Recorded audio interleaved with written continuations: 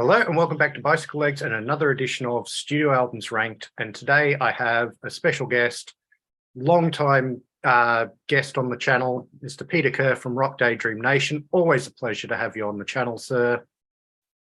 Always a pleasure to be on the channel. Good to be back. Yeah, and today we're going to be doing something that I've done a fair bit on Peter's channel, which is talk about Australian music.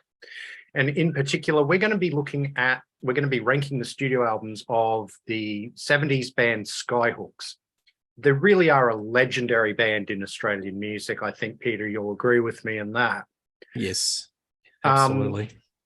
Now, just a little bit of background. Skyhooks came out of the Melbourne music scene in the sort of early to mid 70s. Their classic lineup was Graham Shirley Strawn on vocals. You had Bob Starkey, also known as Bongo Star, on guitar. You had Red Simons also on guitar. You had Greg McCainch, who was the bass player, and he wrote most of the songs. And you had Freddie Strauchs as the drummer, who was also sometimes known as Freddie Caboodle Schnitzer. They were, their presentation was certainly in the early days was very glam. I don't know if you'd necessarily call the music itself glam, though. I think it's a little more hard-edged than a lot of glam music was. And the lyrics, they were the first rock band, or the first successful Australian rock band, to really talk about Australian subjects, to talk about suburbs in Melbourne and things like that, rather than writing songs about the typical sort of stereotypical American, Route 66 and all that sort of nonsense. So it was really good for Australian music to have somebody like Greg McCainch writing songs about Australia. It was refreshing, and it was very, very popular.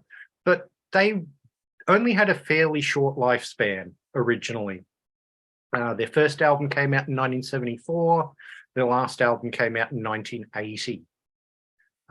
They would have a couple of lineup changes that we'll talk about when we're doing the ranking. Peter, did you want to add anything to that? I just want to say that I think they were a product of the times. So coming out in the early 70s, there were a lot of changes to Australia. Australia in the 60s was a very conservative environment. You had a conservative government, was very restrictive, but there were some changes in the early 70s where you had a left-wing government. Gough Whitlam got into power, and there were a lot of changes in respect of the environment in Australia regarding censorship. We had R-rated movies. Films weren't banned. You could get away with a lot more on TV. For example, one of the most salacious TV shows at that time was a show called Number 96. Look that up. I remember it well. So the times are changing where you could be a lot more sort of frank and open and talk about subjects such as, sexuality, talk about things that were happening with kids, with teenagers, with war, the politics of the day, be social, observational. And Skyhooks were definitely a product of that. And I guess when we go through the discography and in the various rankings, a lot of the Skyhooks albums are kind of like a petri dish of what was happening in Australian culture at that particular time. Yeah, they really are a bit of a time capsule, aren't they? Yes. But the music itself is timeless, I think. Well, certainly the best of it is. Absolutely. And a lot of the early, late 60s and early 70s Australian bands were definitely, when they were doing, in respect to their songwriting and their lyrics, they definitely pandered to America. Like, I'm just thinking like Brian Cadd with Arkansas Grass, or Axiom, or Masters Apprentices, how they talk about Route 66. Skyhooks were virtually the first band that were talking about drug dealers in Toorak Road, or the dodgy dealers in Carlton, or what the kids or the teenagers were doing in Sydney. It was really you know, talking. It's really songs from the streets, and a lot of contemporary artists weren't doing that. And that first album, Living in the 70s, was for a considerable period of time the biggest selling Australian album. Yeah. As a debut. It was on a new label called Mushroom Label, and it sold by the bucket loads. And I'm talking about, I think it would have been at least seven figures. Yeah. Oh, yeah, it sold over 1 million copies, and that's in Australia. Australia's a very small music market. Absolutely. So to sell 1 million copies is exceedingly rare. Phenomenal. So, and yeah, I mean, that first album pretty much saved Mushroom Records.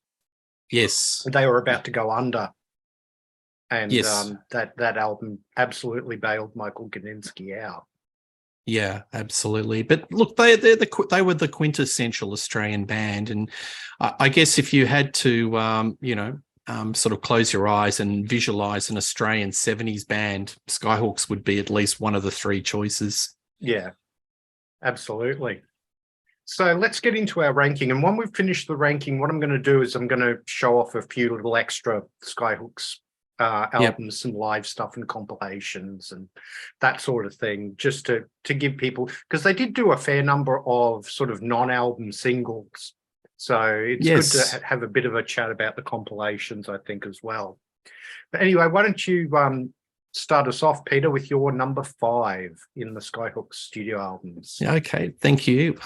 Well, I guess it's a bit predictable that I have to go with the Skyhooks album, Hot for the Orient.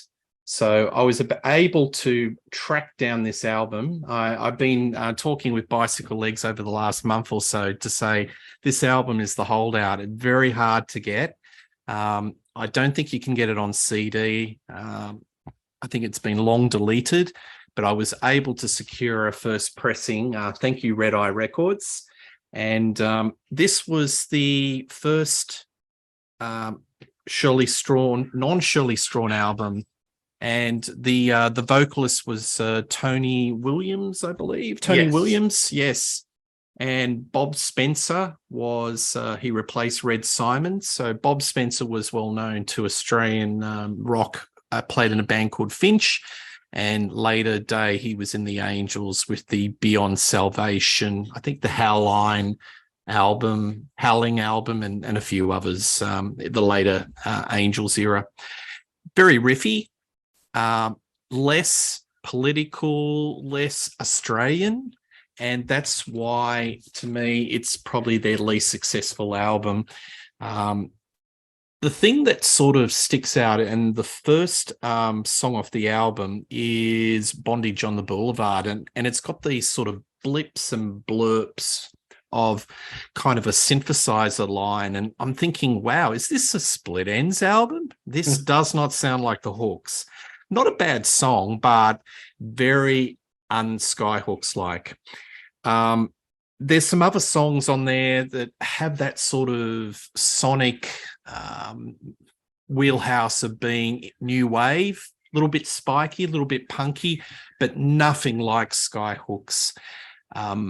There's a song called This Town is Boring, and never put a word boring in a song, because I think a lot of wags were pointing at the finger and saying, this band is getting a little boring. Keep the Junk in America, Bongo Starkey. It was the only lead vocals, a bit reggae light, not so flash. Another song, Over the Border, is a bit more, sort of straight ahead, borderline AOR rock and roll. I think the thing about this album, maybe repeat listens will reveal more of itself to me, but it seems very conventional, even though it's got that new wave sonic wheelhouse sound. Tony Williams, to me, and what I've seen, doesn't have that sort of color to his voice. It's a little bit bland, and Shirl was such a charismatic vocalist.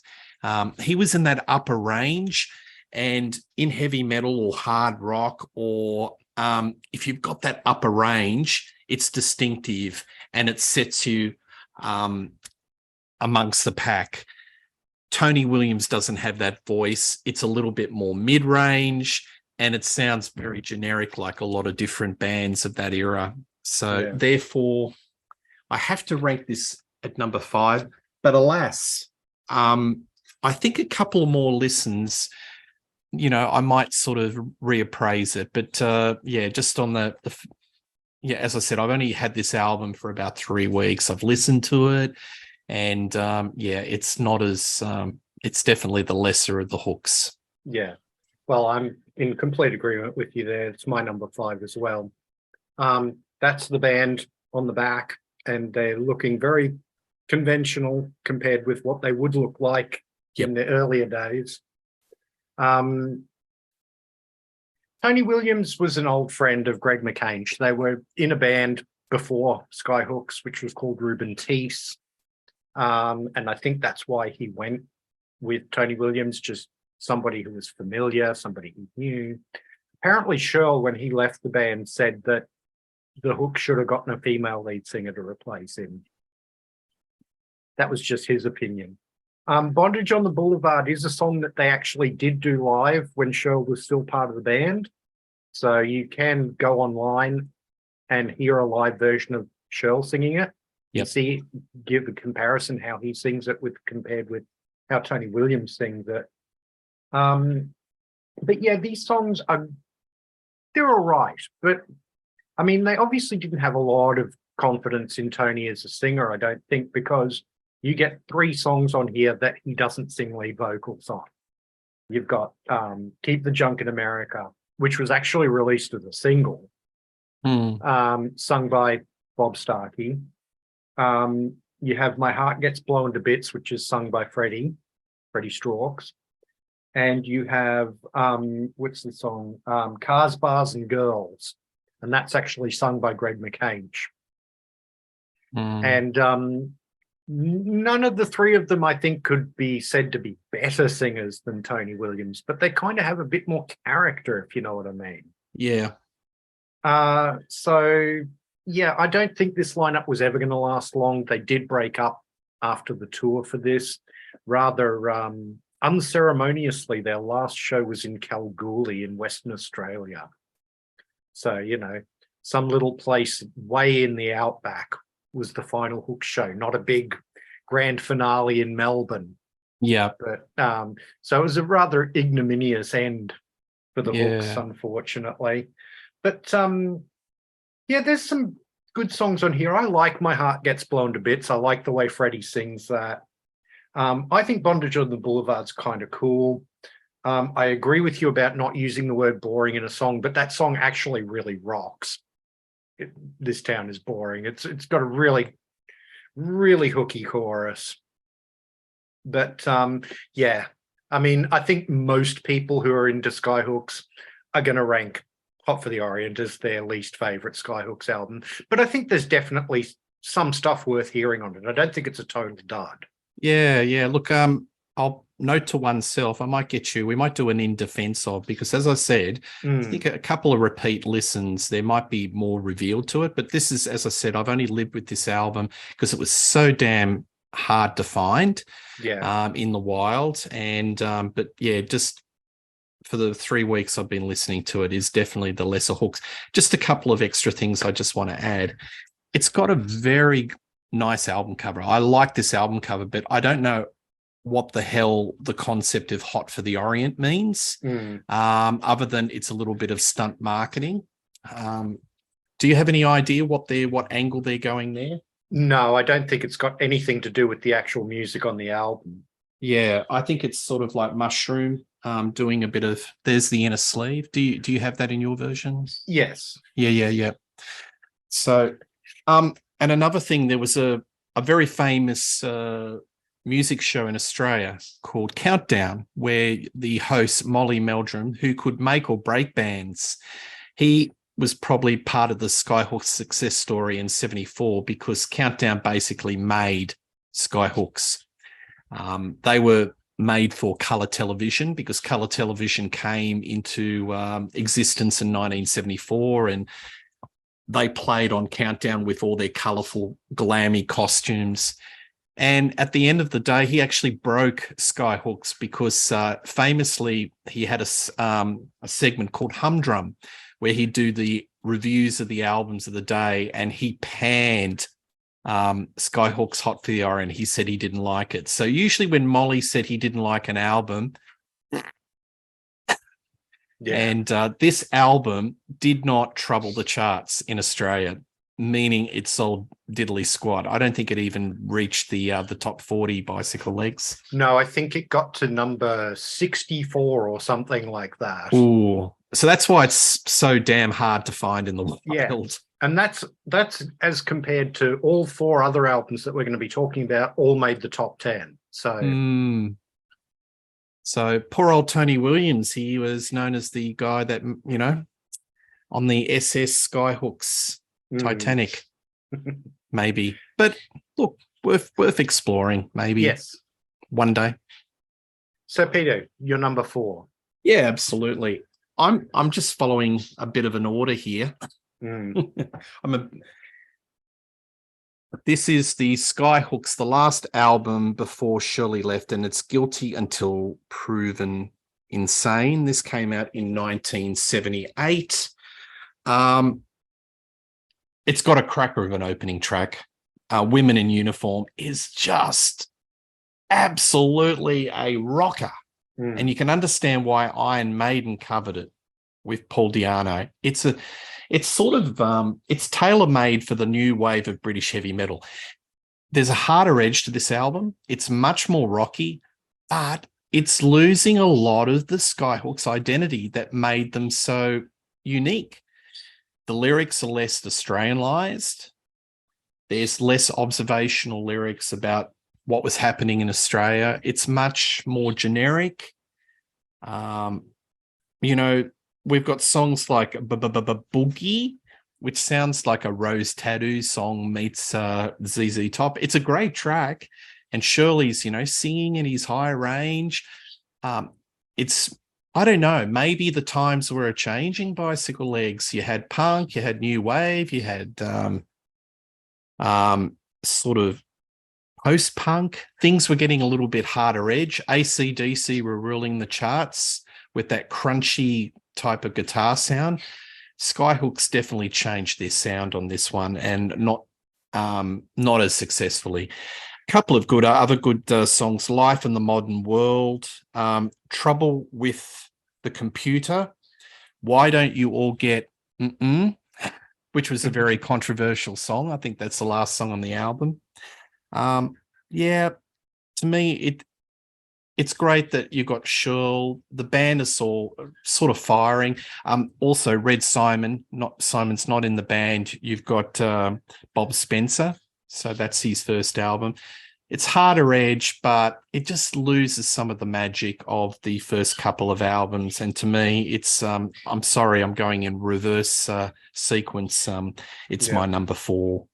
Yeah, you know, until very recently, I probably would have gone the same way as you, but I'm not going to. Wow. The interesting thing about both Guilty Till Proven Insane and Hot for the Orient is that they're produced by Eddie Leonetti, who was an American. So I think that has a lot to do with the change in sound too. Whereas the first 3 albums are all produced by Ross Wilson, who's a legend of the Australian music scene. He was in Daddy Cool. He was later in Mondo Rock. You know, great singer, great songwriter, and a very good producer, but very Australian. So I think that might be why you get a little bit of a difference with those last 2 albums as opposed to the first 3. Yeah. But I am going to be a little bit contrarian, and my number 4 is going to be their 3rd album, which is Straight in a Gay, Gay World. I feel like something needed to change. I don't know if what changed was necessarily the right thing, but I think 3rd album in, this just doesn't stand up to the first 2 in my mind. I think there's some great songs on it. I mean, you've got $1 Million Riff, which was a single a year before this album came out, and it was one of their biggest hits. I think it got to number 2 on the charts. You've got Is This America, which is like their observations of touring America, because they toured America in 1976. and they actually recorded most of this album at, I think, the record plant in Sausalito, California. But there's a couple of songs on here that just don't quite hook with me, pardon the pun. The last song, Crazy Heart, I know that's one that Greg McCainch is very proud of, but it doesn't really do an awful lot for me. I've tried to love that song because he loves it so much, but I just don't love that song as much as he does.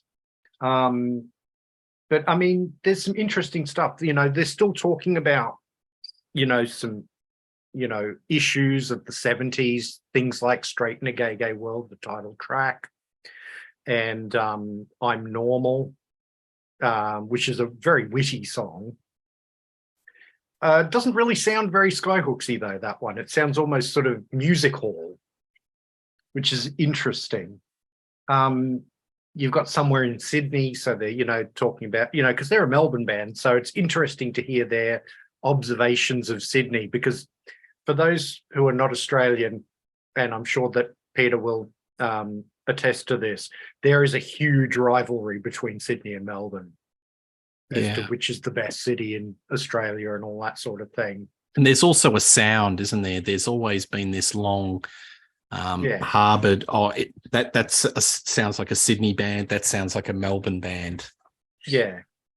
So, and one of the big things for Skyhooks was they were one of the very first Melbourne bands that cracked it in Sydney. So, maybe Ross Wilson's band Daddy Cool before that, but I've seen sort of documentary footage of it. They were very proud of the fact that they were getting, big hit records in Sydney. Yeah, I'd sort of regard Daddy Cool as an Australian band. I can't really close my eyes and think, they're a Melbourne band. Skyhooks definitely, because they were very talking about the geography around them. Yeah. But Daddy Cool was more of a sort of a Australian. They could have come from anywhere in Australia. With the sound that they were doing, which is like old time rock and roll. Yeah. With a bit of a modern twist. Yeah. But so that's going to be my slightly contrarian number 4 choice.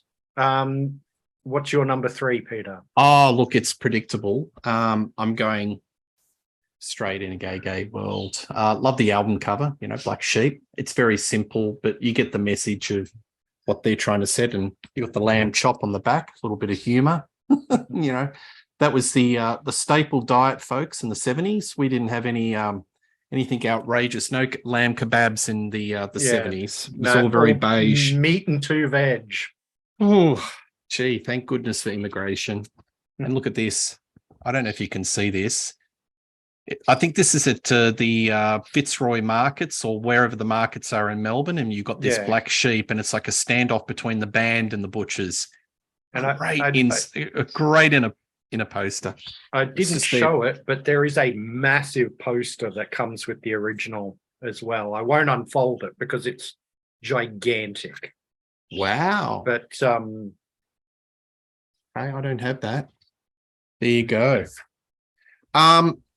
I agree with a lot what you said, but I just have a stronger gravitation to this than Guilty Until Proven Insane, because I think the Guilty is just so far in a hard rock, riffy type of camp that it's lost a lot of the identity of Skyhooks. You can see there's a transition, and they are battled hardened a little bit. I think the American experience, like a lot of bands, they went across the Pacific Ocean and came back a little bit shattered with the experience. I don't think it was the most fun experience for them.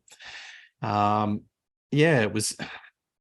I think a lot of it comes out in these lyrics. Again, it's not, you don't have those Australian tales, because a lot of those Greg songs are very like little mini stories, aren't they? Little short stories with, a 4-minute story about, characters of Melbourne or the streets.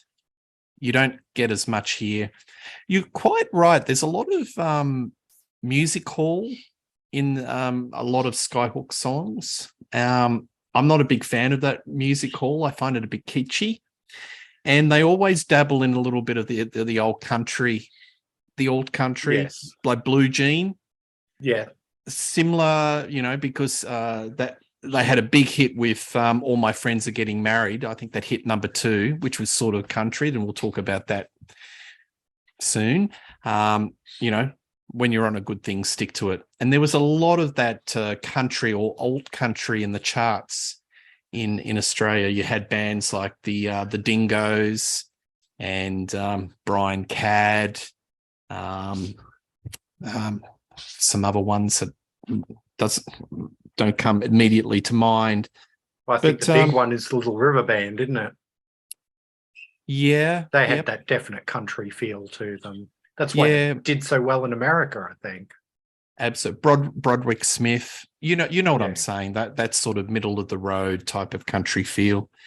$1 Million Riff. That's not a bad song. Interesting. It was one of those first songs that have little snippets of other songs in it. You can hear riffs from Chuck Berry and Van Morrison, but when you look at it on paper, it lacks the imagination and the ingenuity of some of those early songs. So to me, this whole album, it's a little bit tired, but I put it a notch above Guilty because it still has that sound of the Skyhooks sound, which is more prevalent on album 1 and 2. Yeah. And for that fact alone, I rank it a bit higher than Guilty. So that's my number 3. Yeah. I'm being very predictable, but anyway. I would have agreed with you until maybe I actually sort of had the idea to do this show, and then really sort of was listening to these albums and yeah, I've gone the opposite from you because I'm going with Guilty Till Proven Insane at number 3. This is the red vinyl edition.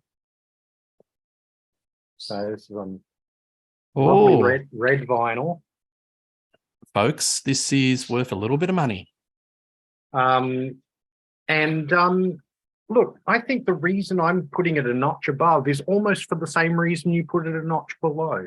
And that is that it does sound a little bit different, but I think they sound a little refreshed from it. Because I think on Guilty Till Proven Insane, on Straight in a Gay World, they were starting to get a little bit tired with the formula. There's still the big difference, I think, is Bob Spencer, because he is more of a straight ahead hard rock guitar player, whereas Red Simons, with the albums where Red's on them, the first 3, there was a lot of sort of dual guitar interweaving between him and Bob Starkey. And you don't get nearly as much of that on the 2 albums with Bob Spencer, because he's much more of a straight ahead hard rock guitarist, which is why he fit so well, I think, in the Angels in that sort of mid 80s, early 90s period of the Angels, which I happen to quite like a lot, that period of the Angels. Yeah, maybe. And not as good as the sort of classic lineup, but I think there's some wonderful music in that lineup of the Angels. I really like that. I wouldn't call it the classic lineup. Commercially, they were very successful. Yeah, but I don't think you can beat the Brewster era. But no, that's what I was referring to as the classic lineup. Yeah, but still, there's Boogie is actually the only Skyhook song written by Fred Strauchs. Even though Scholl sings it, it's a wonderful song, I think. I like Life in the Modern World. Women in Uniform was a great single. It was, I think, their last top 10 hit. It's a on cracker. The singles chart. I think it hit number 8, but it's an absolute corker of a song. But I'll tell you what I personally think is a really underrated track on this album is Point in the Distance. It's not such a hard rock track. It's a little bit more laid back. It's a little bit more atmospheric, which is not something Hooks had really done very much of. But I think it works really, really well. And Why Don't You All Get Beep, beep? That's a great song too. Twisted Innocence, Hotel Hell. I think there's a lot. I think the songwriting's a little bit refreshed on this album, and I certainly think the performances, even though they don't have that quite classic Skyhook sound, I think they sound more refreshed. They sound more energetic than they did on Straight in a Gay Gay World, and that's why I've just decided to push it a notch above. Yeah, yeah. No, that's interesting. But we're broadly, we've got still the bottom three out of the five. Yeah. And well, the top two are kind of always going to be the top two. Well, the they? top two is in the Gough Whitlam years. Yeah. And the bottom three are in the Malcolm Fraser years. So Yeah. I don't know, I'm putting a little bit of a politic allegory with this, but you know, this band is such a barometer of the times of everything that was happening in Australia. And as we get into the first two, there was so much change socially, economically, and Skyhooks were all part of that. They were just writing about what was happening. So, all right. So you're number two? Yeah, absolutely. Now, ego is not a dirty word. This is the American version of it, and I'll talk about that in a moment because they're a bit naughty. They drop a couple of songs and they put a couple of songs from Living in the 70s, but it's top shelf hooks. It's, you know, ego is a dirty word. It's not a dirty word. It's a great song. All My Friends Are Getting Married. I love that song. It still gets played today. Actually, a lot of tracks on this album get played today on classic rock radio. Smart ass songwriters. I love that. That's a crack alive too. The guitars, the interplay, a lot of push and pull. Mercedes ladies. The social commentary. It's just the lyrics are funny. They're smart. They tell little stories. I love Shirley's singing. It's very charismatic. You don't even have to see what he looks like, but you can see that there's a lot of personality in his vocals, the tonality, and it's distinctly him, and it's distinctly Australian. This band is just dinky die Australian. Yeah, I love it a lot. Ross Wilson's productions, it's fine. I don't have an issue with it. There's a lot of how would I describe the music? I don't think it's really hard rock.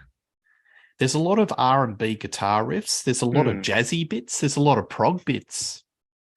There's a lot of bits where they just let the space between the notes bicycle legs. Yeah. It's like they're having a little bit of a jam, but it's not like a lot of the hard rock. Like if you're comparing it to AC/DC, like what was the albums around 75, the first couple of albums, you know, where it was really crunchy, nothing like that.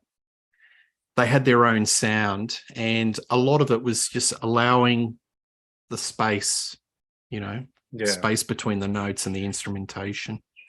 No, I like ego's a dirty word, but I mean, the first album's so good. Well, guess what? I'm going to be contrarian on this. Oh, well, I am going to go Living in the 70s as my number two. Now, I showed this on Peter's channel, but this is actually a 10th anniversary copy, which is signed by Greg McCain and Shirley Strawn. So, yeah, and this is on yellow vinyl. So another pretty vinyl color. But yeah, I mean, this is an all-time classic. I mean, this album sold so many copies. The song, the title track, Living in the 70s, just really sums up what was going on in 1974. You know, I'm living in the 70s. I just caught another disease, you know, eating fake food under plastic trees. I got the right day, got the wrong week, and I get paid for just being a freak. You know, just absolutely wonderful. Whatever Happened to the Revolution, probably their most overtly political song, which is a song about the sort of Vietnam War protests that happened in 1970 here. There were like, because we had conscription for Vietnam, we were sending a lot of young people over to there to get killed. And Greg McCain was very anti that. I mean, they were all very scared that they were going to get drafted. And, you know, thankfully none of them did. But and then Gough Whitlam came in just before this in 1972, and he ended the draft and ended our involvement in Vietnam. But Baldwin Calling, Baldwin's a suburb in Melbourne, so it's a song about sort of a girl that you're trying to who's taking things a little bit more seriously in the relationship than you want to take them. Horror Movie was the big #1 single on here, which is about the sort of news broadcasts and that sort of thing. Absolutely incredible song. And then you've got You Just Like Me Because I'm Good in Bed, which was one of their slightly more naughty songs. 6 songs on this album got banned from commercial radio, or from the radio, generally speaking. In fact, when Double J, 2JJ, which became Triple J later on, when they started broadcasting in Sydney, the very first song they played was You Just Like Me Because I'm Good in Bed, which was a banned song. So, right out of the gate, Triple J was always trying to be, alternative and different. You've got Carlton, the Lygon Street Limbo, Toorak Cowboy. These are all different suburbs of Melbourne: Carlton, Toorak, Baldwin. You've got Red's wonderful Smut. I mean, that song is so witty. Red sings that song too, except Shirl sings the choruses and Red sings the verses. I always wish Red got a few more songs on albums, because he only gets 1 song on each of those first 3 albums. And I love Greg McCain. She's a wonderful, wonderful songwriter.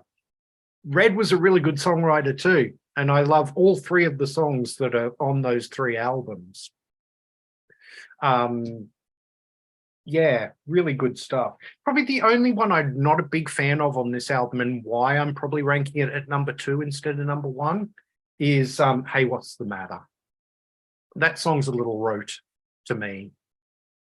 And then, Motorcycle Bitch. That song, not a great song either. So the album kind of drifts off at the end, and I think that's probably why I'm putting it at #2 rather than #1. Nice. Before I go to my #1, so this is the American pressing of Ego Is a Dirty Word, and they have Horror Movie and You Just Like Me Because I'm Good in Bed. So it's like typical mishmash of albums that they put in America. That's been going on for like years and years, where the recording label just do a hybrid, biggest hits and just put it out there. But it destroys the continuity, the song listing, the whole theme. But anyway, and I have to say, this it sounds absolutely spick. It's because the problem with a lot of the vinyl in the 70s, it was crap. There was an oil crisis, and a lot of the records that were being produced were of poor quality. But overseas, this pressing is really, really good, really thick vinyl. So that's the thing to look out for. Well, probably the reason they took those 2 tracks and put them on that is that was actually their first album in America. Like, that's a head scratch. Living in the 70s didn't get released in America. Probably too Australian. I don't know, but I noticed on that track listing that poor old Red's track got done the dirty, got taken off that version of the album.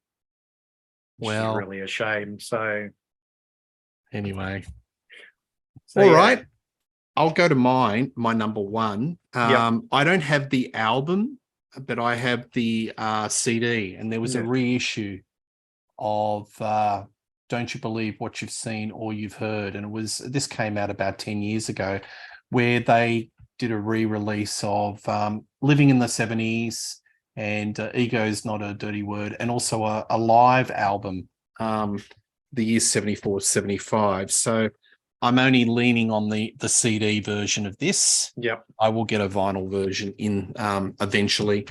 Landmark album. It's when I think basically Australian music really put on their pants.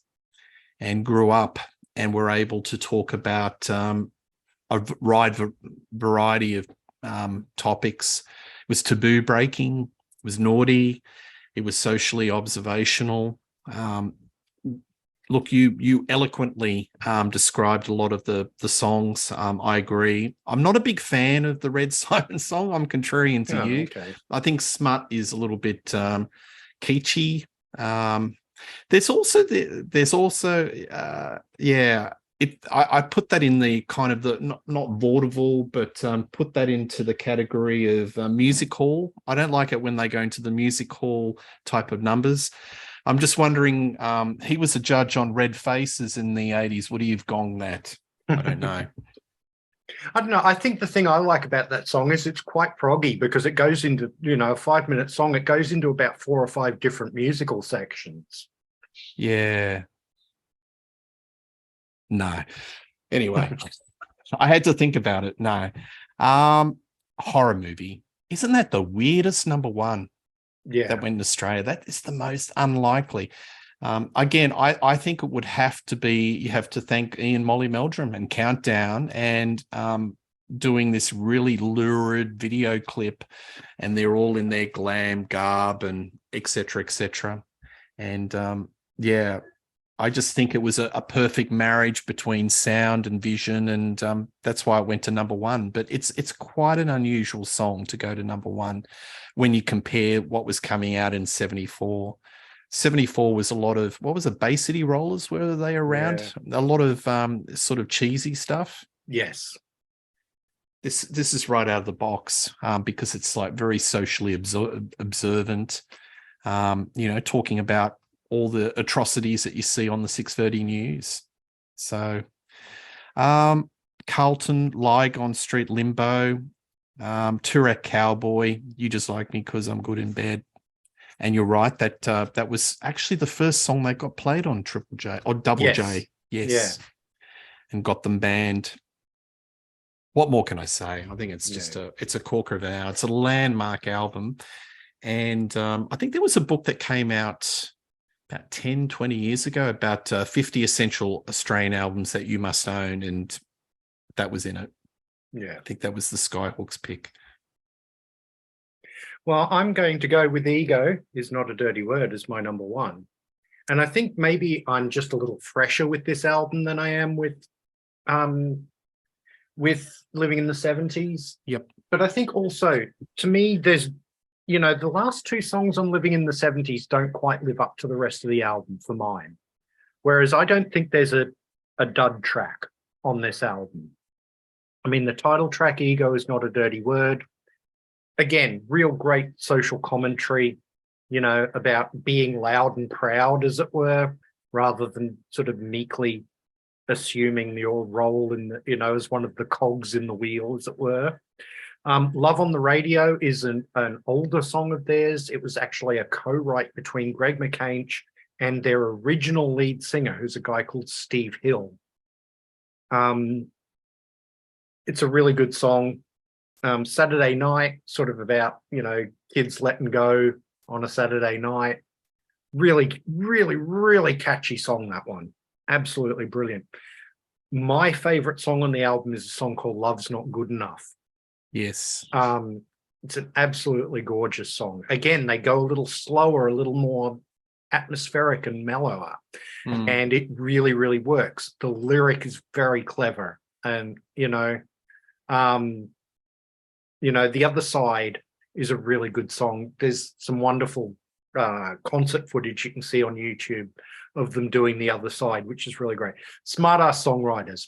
Love, love, love that song. Probably my second favorite on the album. It's a great track. Mercedes Ladies. Now, here's an interesting thing. Mercedes Ladies, I still really like that song, but it may possibly be the weakest song on the album. That was their lead single in the US. That was the one they went with. Why? I don't know. Probably because it wasn't that Australian. All My Friends Are Getting Married was a huge hit here. Absolutely wonderful song. That could have done well in America, Bicycle Legs. I think it's a much better choice than Mercedes Ladies. But yeah, that would have fit into a lot of the sort of the FM radio, that sort of look, when I say easy listening, I'm not saying it faint praise, but that easy listening type of music station. Yeah, because it's a well-crafted song. It could easily fit into the format. Again, yeah, it's really catchy. The lyric is very witty. You know, I mean, this again, you know, talking about the 70s, this is when a lot of Australians were getting married at sort of age 20, 21, that sort of thing. So, you know, being the one who's not getting married, you know, a great topic for a lyric back then, I think. Yeah. Every Chaser Steeple, that is Red Simon's. He writes that song, but Shirl sings it. I think that's a wonderful song. Again, you know, in a 4 or 5 minute song, he goes through about 4 or 5 different kinds of styles of music on that song. And then Private Eye's just a kick-ass album closer. So, yeah, that's my number one, is Ego Is Not a Dirty Word from 1975. Nice. Look, I think it's tough. It's very close between the first two, but I just think that first album is so groundbreaking. Yeah. You kind of forgive the flaws. I'm just going to put something to you, and I have raised this proposition about Skyhooks before, and don't take this as a negative, but I've always believed that they're one of the few bands where the lyricist is so good, it supersedes the music. Yeah. So I think when you look at the most valuable player, it's the lyric writer, because the lyrics are so damn good, and they kind of, in some instances, outshine the music. The music per se is nothing groundbreaking. I mean, there's no sounds that you'll say that it's innovative, but it's the sum of the parts. So yeah, Skyhooks, you've got lyrics that are just so good, and they sum up the Australian experience in the 70s. You've got music, which, you know, you've got a bit of rock, you've got a bit of prog, you've got a bit of country, got a bit of vaudeville, you know, but it matches. And then you've got the image. And they were very smart, because they put this very strong image of the band that were very glam, and it all matches. So it's kind of the sum of the parts. Would you agree with that proposition? Yeah, I think so. I mean, the thing I always liked about those first 3 Skyhooks records is the guitar interplay, as far as the music part of it goes. And I think they did lose that when Red left the band. But the thing about Skyhooks is none of them are sort of virtuoso musicians, with the exception of Freddie Strauchs. If you watch that guy play drums, he is an absolute beast on the drums. Wonderful. I mean, who else would come up with the drum patterns that are on Horror Movie? I mean, they are totally non-conventional drum patterns that he's playing on that song. It's what gives it that weird feel, I think. But except for Freddie, they're not really virtuoso musicians. They're good players, but they're not sort of, you know, there's no Eddie Van Halen in this band, or Yngwie Malmsteen or anything like that. You know, so it is very much, the music is there to service the lyric. Yeah. Well, I just think it's one of those bands where the lyrics are probably heads and shoulders above the music, but that's not damning, you know, the musicianship or the songs. They are catchy, but the lyrics are that good. You could just read them without the music, and you know, they stand up on their own. Would it be fair to say that you know, when they came back from that tour of America, they lost the glam clothes, they wore a lot of street clothes, and became Americanized? That's when it went down the slippery dip.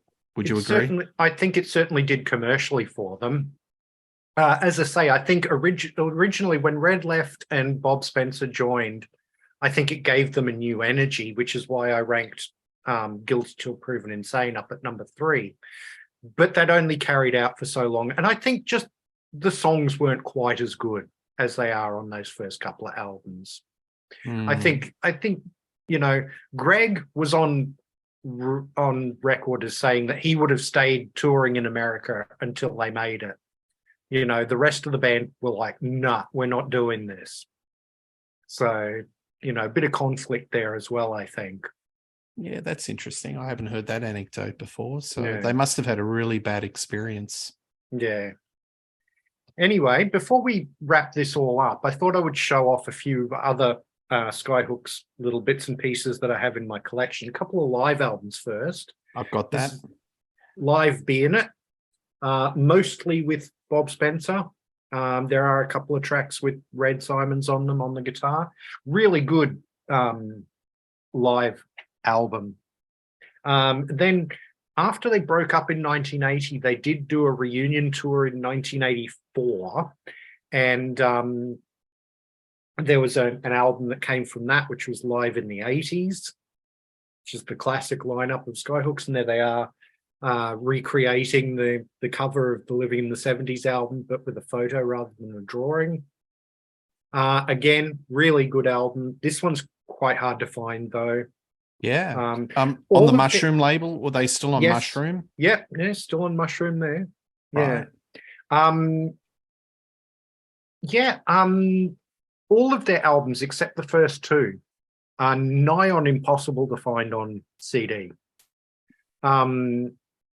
They desperately, I'm in contact with Peter Green, who's sort of the head of the Skyhooks fan club, and he is pushing really hard to try and get sort of reissues and remasters of the Skyhooks catalog, because he thinks there's a market for it. Absolutely. They're sitting in the vault, folks. They're waiting for somebody. I don't know what record label they belong, but it is just sitting in the vault, just waiting for somebody to do something. Well, it's still with Mushroom, but Mushroom's part of Warner Records now, I believe. Yeah. Well, they had an archivist that was looking after a lot of reissues, Bicyclelegs, and he got fired. So they currently, Warner's are lacking an archive area. So pull your finger out. I'll do the job. Yeah. And then I've got some compilations to show. This was their first best of, which is simply called Best of Skyhooks. This has Over the Border on it, which wasn't on the original version of Hot for the Orient. Do you want to put it up near the screen? We can look at the track listing. Interesting to see how it runs. I don't know how well you can see that. Yeah, I can see that. Yeah, okay. And they've got the boogie. Yeah, Crazy Heart. There's 8 tracks on each side, so it's Hot for the Orient. No, well, Hot for the Orient hadn't come out by the time this came out. Okay, this came out. Yep. This was out in 1979. Yep. Whereas Hot for the Orient came out in 1980. Of course. But it's a really good compilation. Great place to start. This was the later compilation that they did, the latest and greatest, which had 2 new tracks on it. One which was called Jukebox in Siberia, which I know that Peter's not a big fan of. I'm not a huge fan of it either. It's a little bit cheesy, but it was a #1 hit for them. And the other new song on here, I think is much better. It's a song called Tall Timber, and didn't do anything. Did they do a double A side with Daddy Cool? I seem to remember it. That comes a little later. Okay.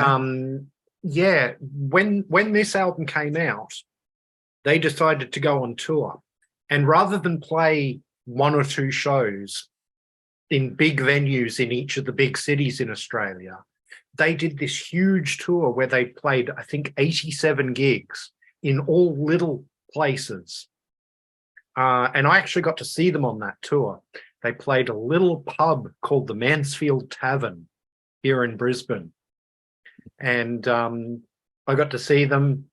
They were wonderful on stage. They really had it. Got to meet Red after the show too, which was really cool. I think I've still got a little, he wrote this like pretend children's book called Red Simon's Little Red Book of Naughty or something like that.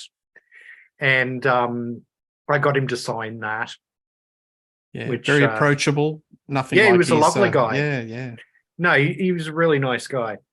But yeah, so I'll always have a soft spot for Jukebox in Siberia because it led to that tour, and I got to see them on that tour. So nice. This was one I don't have on vinyl, but this was from 1977, and it's called the Skyhooks Tapes. And it's sort of a collection of singles, B-sides, and a couple of rarities.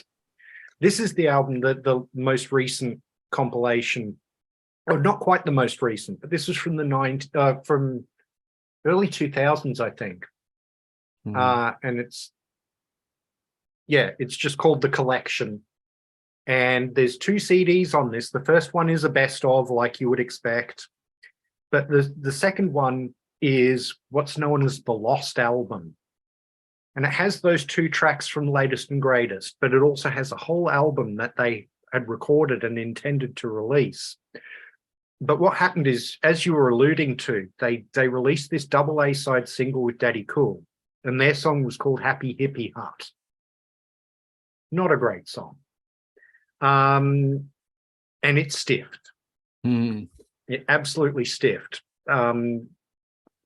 The Daddy Cool song was called The Ballad of Oz, and it was borderline racist. It was really not good. And so the album never came out, and they were planning a tour with Daddy Cool, and that all sort of evaporated, and that was the last we got. And then about 10 years later, they put this album out with the Lost Album on it. And there's some great stuff on there. There's a couple of songs that aren't so great, like Happy Hippie Hut, which is really comes from the cheesy end of Skyhooks, you know. Yeah. And then most recently, and probably the one you can find, is this one, which is Skyhooks Hits and Riffs, another best of. Covers their whole career. No, there isn't anything from Hot for the Orient on here.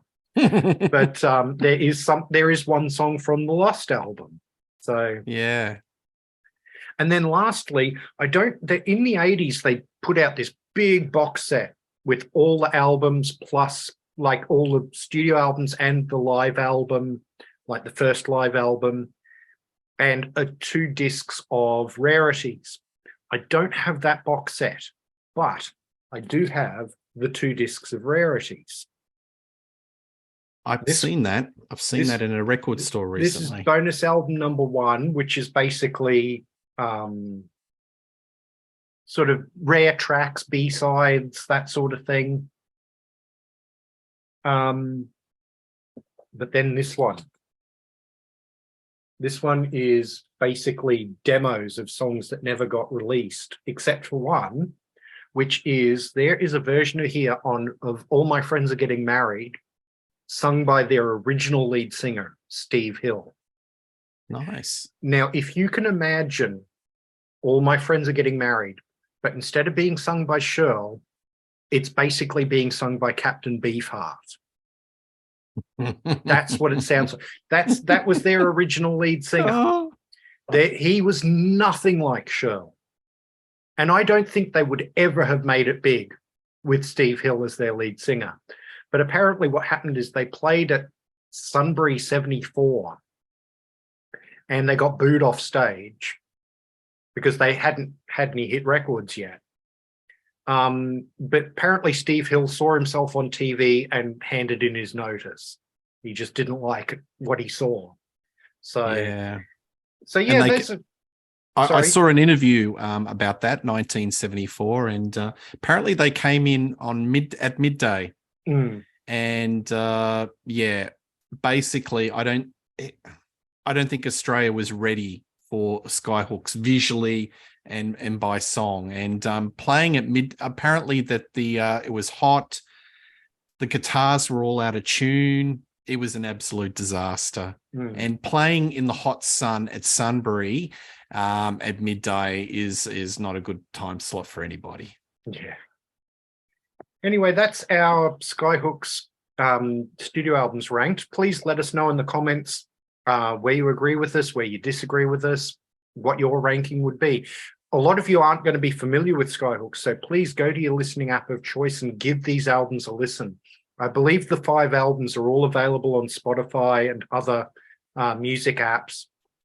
So definitely go and check it out, especially if you're into sort of 70s music, sort of glam, hard rock, that sort of thing. I think there's a lot of stuff here for you non-Australians to really, really like.